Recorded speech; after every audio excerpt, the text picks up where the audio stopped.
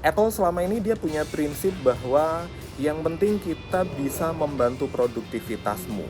Apapun proses yang ada di dalamnya itu urusan kami.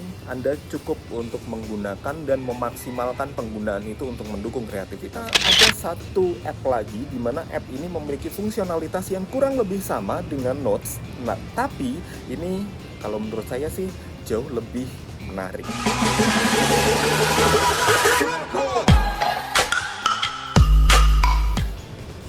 Halo semua, balik lagi di Ruang Integrasi bareng saya Dimas Prakoso. Nah, di video-video sebelumnya saya sudah mereview tentang Apple, tentang iPad Pro secara general yang saya masukkan dalam review pembelian.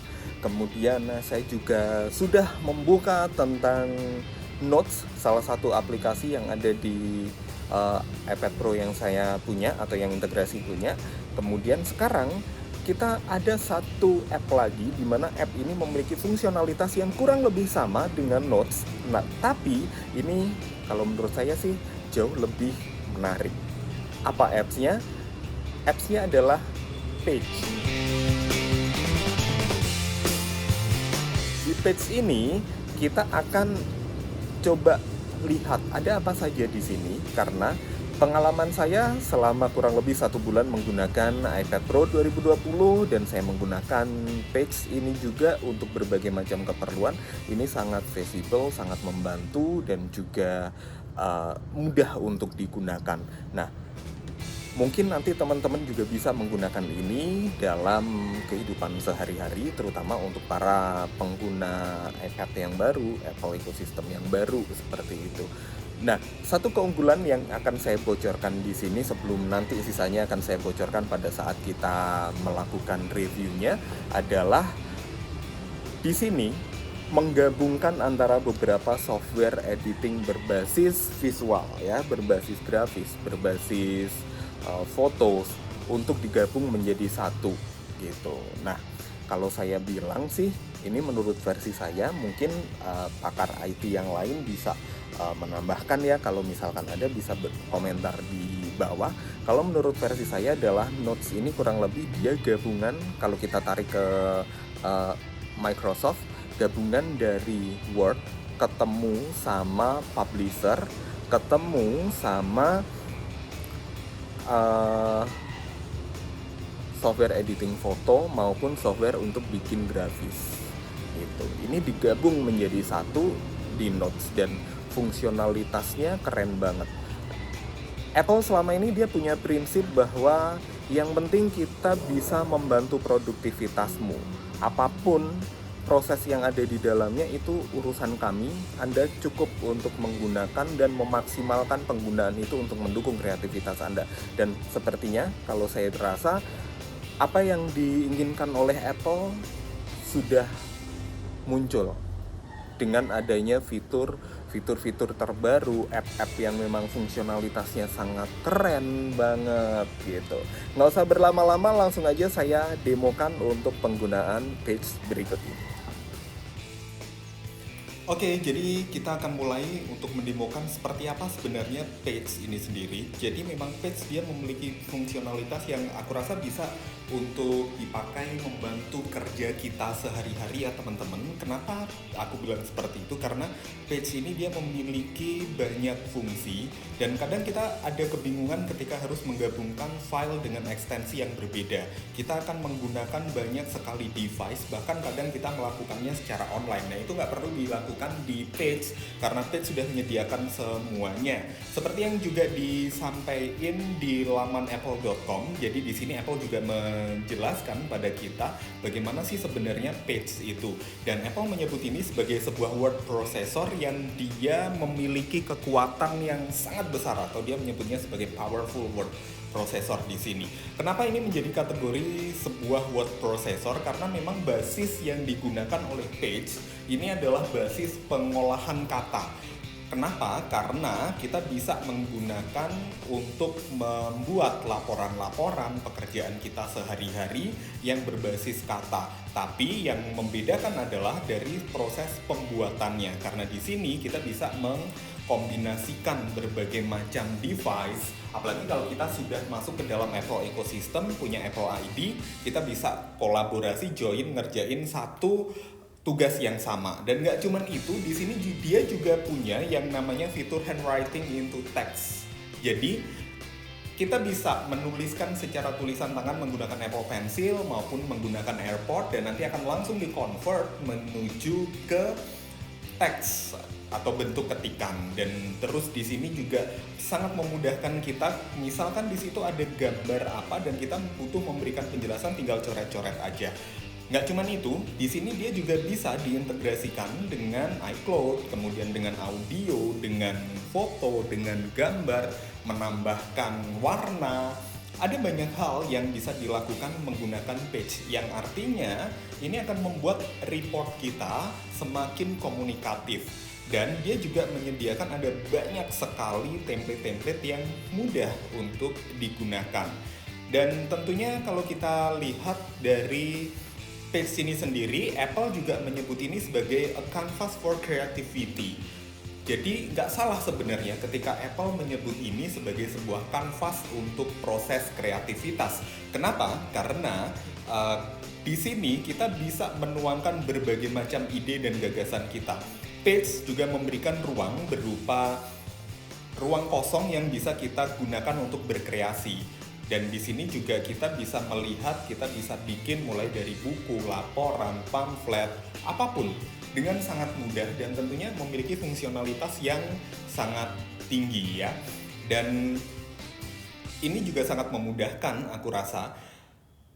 Dan apa yang diproduksi, apa yang dibuat di Page ini juga sangat bisa untuk di-convert dan juga dilihat dengan berbagai macam device yang lain. Ini juga kita bisa membutuhkan Apple Pencil untuk lebih mudah untuk melihatnya.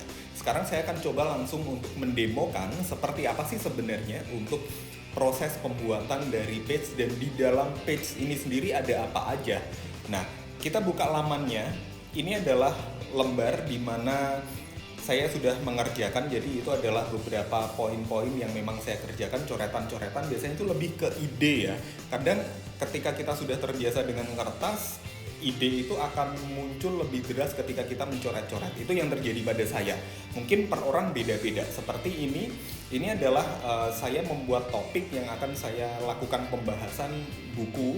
Akhirnya saya bikin semacam mind mapping seperti itu. Itu akan lebih mudah kan, dan kalau kita menggunakan word processor biasa akan sangat memakan waktu ya. Dan di sini juga ada template.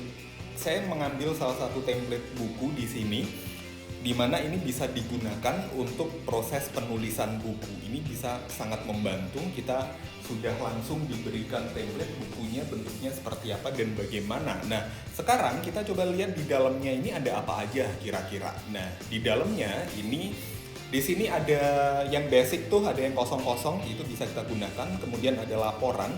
Fitur laporan ini mulai dari kita bikin esai, biasanya bisa juga untuk bikin jurnal atau bikin apa kayak gitu ya. Hingga makalah penelitian pun di sini bisa dibikin, ada template-nya juga, dan juga sampai ke proposal proyek. Tentunya yang membedakan adalah kita tahu format masing-masing negara berbeda, dan ini adalah format internasional ya. Terus buku, kalau kita mau bikin buku dalam bentuk portrait maupun dalam bentuk landscape, sangat difasilitasi di sini. Dan kita bisa dengan mudah untuk menggunakannya. Misal kita nggak ada bayangan nih kira-kira mau bikin apa, kita tinggal ambil aja salah satu, itu sudah cukup untuk memberikan inspirasi pada kita, kira-kira isinya harus saya apain gitu. Persuratan, kalau kita ngomong dunia office gitu, pasti ini nggak lepas dari yang namanya persuratan ya. Dan di sini ada berbagai macam format untuk internasional maupun nasional. Dan nggak cuman itu, buat para job seeker juga bisa membuat resume, bisa membuat kurikulum vitae-nya dengan sangat clear dan sangat mudah di sini tanpa harus melakukan formatting macam-macam. Kita juga bisa membuat desain-desain untuk pamflet, kemudian kita bikin buletin, hingga kita bikin kartu di sini. Bahkan untuk amplop, kartu nama, kita bikin sertifikat pun itu juga bisa sangat mudah dilakukan di Page. Saya akan ajak teman-teman untuk melihat bagaimana caranya kita untuk membuat page atau kita bekerja dengan page. Nah, yang pertama adalah kita akan mulai memilih lembarnya atau workspace-nya seperti apa, dan saya akan mulai dengan untuk nulisin judul ya. Nulisin judul ini bisa kita ketik dengan virtual keyboard seperti ini. Jadi kalau teman-teman nggak punya Magic Keyboard atau mungkin Folio Keyboard, bisa kok tetap. Jadi di sini sudah ada virtual keyboard yang juga bisa kita gunakan untuk mengetik seperti apa isi dari konten kita. Bahkan di sini seperti di video sebelumnya juga udah saya jelasin bagaimana cara untuk menggunakan voice recognition atau pengenalan suara di proses ini. Dan saya akan menambahkan salah satu foto. Kita bisa klik dan kita pilih foto atau video, kemudian nanti dia akan langsung masuk ke folder foto kita. Kita bisa pilih di situ foto seperti apa yang akan kita gunakan dalam laporan ini. Nah, kalau kegedean ini seperti apa, kita bisa langsung aktifkan dan kita langsung tarik aja, kita kecilkan ke ukuran yang kita inginkan. Dan ini karena saya menggunakan Apple Pencil serta menggunakan tangan secara bergantian ya. Jadi makanya agak-agak ribet tadi tampilan di layarnya. Ini sudah masuk dan kursor dimanapun kita mau menempatkan, kita bisa tinggal sentuh aja bagian itu atau meletakkan Apple Pencil. Ya teman-teman, saya udah nunjukin gimana fungsionalitas dari page, dan semoga ini bisa memberikan informasi, masukan buat teman-teman semua tentang bagaimana cara untuk menggunakan page dan cara kita mengoptimalkan device yang kita miliki. Saya selalu berpesan, apapun device yang teman-teman miliki, bukan kemudian itu menjadi hambatan dan juga halangan untuk teman-teman berkarya. Bisa jadi dari device sederhana, sesederhana apapun device yang teman-teman miliki, disitulah kreativitas teman-teman untuk terus belajar, untuk terus berkarya, menciptakan inovasi-inovasi baru bisa dipupuk. Dan semoga ini bisa menjadi input buat kita semua, buat teman-teman dan juga tentunya buat kita di tim integrasi. Saya Dimas Surakoso, jumpa lagi di Ruang Integrasi edisi selanjutnya.